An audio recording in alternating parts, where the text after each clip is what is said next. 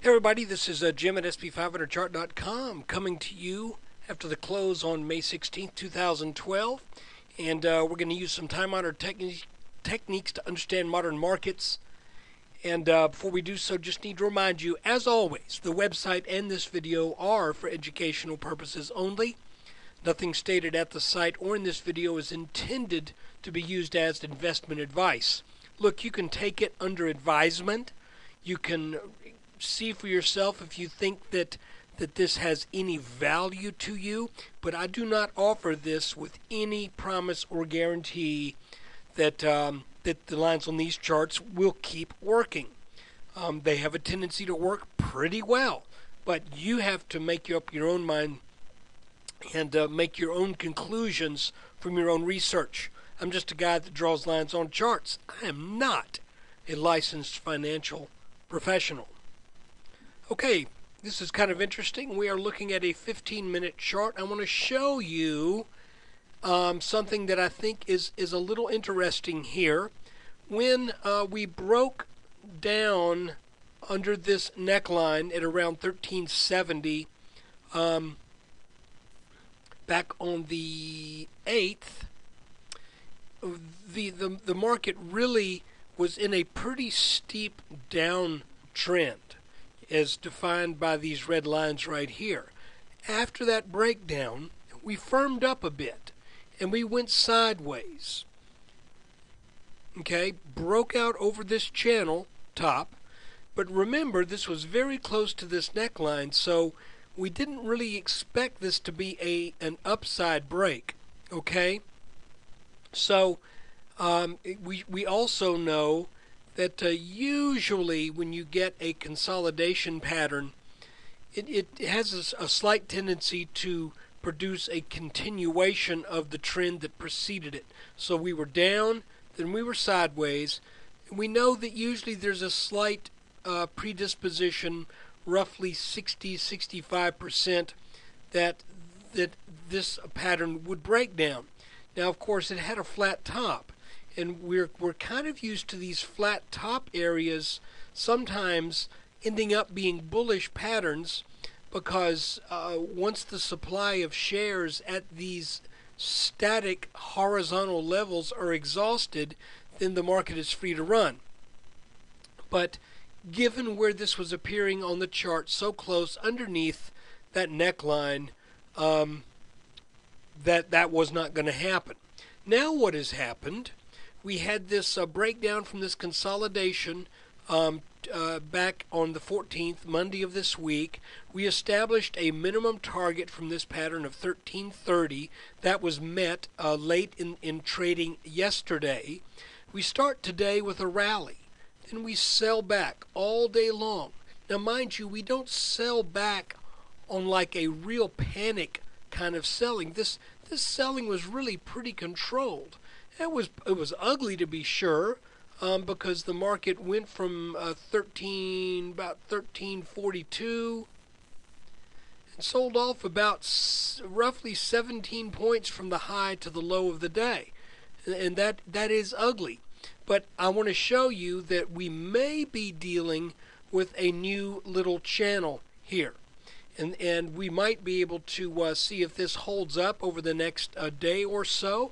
And if it does, we would expect there to be a something of a bounce if and when, well, eventually it will be, but in the short run, we are looking to see if we break out over this channel that is now highlighted in gray. Let's make it a different color. We'll go with orange. I don't think I've used orange for anything except for target lines. So we'll go with the orange lines here. So we have downtrend, sideways consolidation, a breakdown. Then it looks like we're in between these two lines, at least as the market has traded for the last 3 days. Let's see if that continues. If it were to continue and we were to get out over the top of this line at some time today or tomorrow, then I think we could maybe we should be looking for a short-term bounce. I still think a bounce is not at all out of the question. At this point, I would think that maybe the apex of this pattern might be a good target area for such a bounce, but I don't think that would that it would come up and get back over this neckline, at least not at this point in time. And one of the reasons is when you have a head and shoulders pattern like this, it's just not very usual for the market to break down and then just do a little casual work down here, and then just zip back up and say, okay, we got that over with. Usually, a pattern that has some breadth to it will produce something that happens underneath that neckline that also has some breadth to it. If we look at a 2-day chart, for example,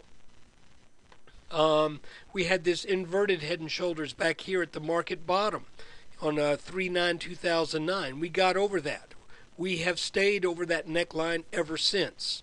Okay, we had this inverted head and shoulders pattern right here back in the summer and fall of 2010. We got over that, stayed over it for a good bit of time. Then we had a head and shoulders top. When that broke down, it took a number of months to work all that out. Then we got back over, made another little head and shoulders top, which is the one we are looking at today. And I suspect that it will be a number of weeks before the market, or even a couple of months, or a few months, before the market is able to regain its equilibrium from this topping pattern and come back to make a strong upward move. Now, I've mentioned also a number of times what I believe is a fairly technically important line right here, this blue line drawn over the 2007 and 2010, 2007, 2011 tops. We ought to call that the 7-11 line.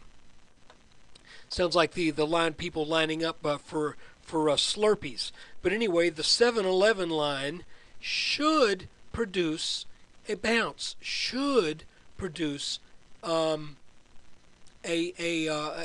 area of where the market should firm up. And it is my hope that still we might not see a test of that line for a while yet. It would be great if this could be put off for another, say another month or so. So maybe the market could come down, rally back, get a little whipsaw here, and then we could hit that low 1308 pattern at some point down the road where we get to kill two birds with one stone. Those two birds would be A, satisfy the minimum target from this pattern, and B, bounce on that blue line.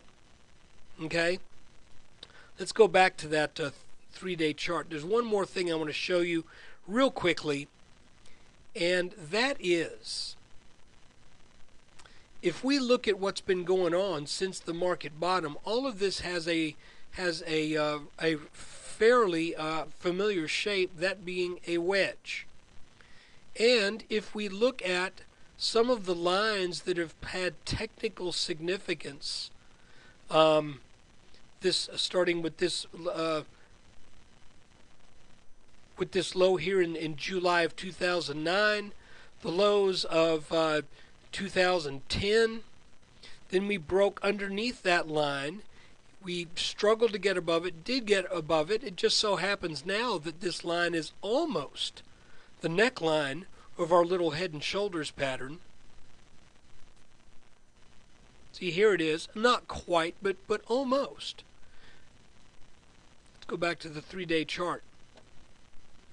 If we come down to this blue line and then firm up, I would not expect necessarily for this market to be able to overcome this line again, though it's possible. But I would think this line would also serve as resistance. Another thing that's kind of interesting, I've noticed that a lot of times when you're dealing with wedge type patterns, the apex of the wedge tends to be an area of technical significance, usually of support or resistance of a fairly strong nature. And I want to show you that if we look at the trading that's taken place off of the October 3rd lows of 2011, and we follow 1, 2, 3, 4 touches on this bottom line, and then we see that we had a couple of nice touches on the top line. All of these kind of converge right at roughly 1600 in the S&P. And I am still very open to the fact that since we are over this blue line, that we come down and tag this, and then the market has one more good leg up to challenge those levels. I do not think that is out of the question. Please do not misunderstand me. I am not making that prediction. What I am saying is that that level, because of the way this traded for almost 9 months, that this is where that apex is, and I would expect that apex to probably put up a very good fight. And I'm not saying that we touch this point in time. I'm just saying that level. So that 1600 level is probably going to be hellacious resistance if the market can get there. And you can understand why, because when we look at this on a, I think we got to go to a 7-day chart, you will see that that is also the same line that was the 2000 market top and the 2007 market top. Folks, if you look at this, it just seems to call out for the strong possibility that we may be gearing up for a move to test that level again. But first things first, and that being, we look to see if we can get over this little tiny orange pattern here. If we can do that, then that would also probably mean that we would break out over a trend line that could be drawn over these tops. Okay, because if it gets over this orange line, it's probably going to get over this line too. And if it gets over in a meaningful way, it definitely will. So that could be signaling something of I don't want to say an end to this downtrend, but at least an end to this particular leg of the downtrend. So we have this trend down sideways in this consolidation here. We break down, and now we're going down, but not at the same pitch that we were previously. And I just think this is a setup, maybe, for a move up to the 1360 level, into the high 1350s, 1360s, eventually, probably within, I'm going to say within a week to a week and a half. So anyway, that's just kind of my take as I'm looking at it right now. Would expect support here at the blue line. Would expect even perhaps support at, if this breaks, maybe support at that minimum line. But I remind you that a target minimum is not where you expect to bounce. It's just where, everything else being equal, there's a decent chance of a bounce. Okay? Just like today, we at least bounced temporarily on this minimum target line from our consolidation pattern. I thought we might get on up over that and come back and back test this either later today or tomorrow, or at some point within a day or so, but was not to be. Instead, we sell off again. But again, this looks fairly controlled. It doesn't look panicky, and it would not surprise me to see this market rally and take this out, and then we head up for a back test before turning back down. So that's it for May 16th. Thanks for watching. If you're a subscriber, thank you for your support.